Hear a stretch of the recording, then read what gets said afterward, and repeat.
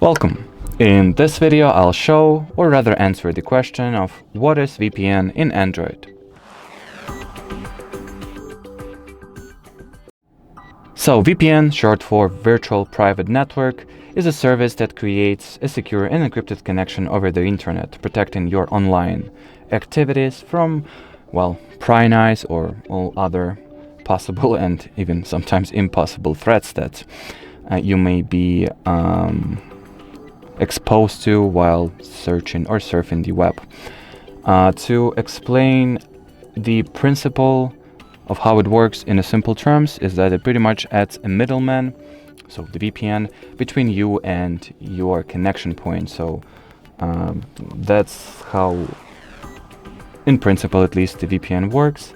Usually on Android devices you do not have the built-in VPN feature or VPN network connection, so in order to enable this option you'll need to resort to using some third-party solutions. So what I would suggest is that you simply launch Google Play Store, type in VPN into the search, and then just look for whatever application you find the most trustworthy.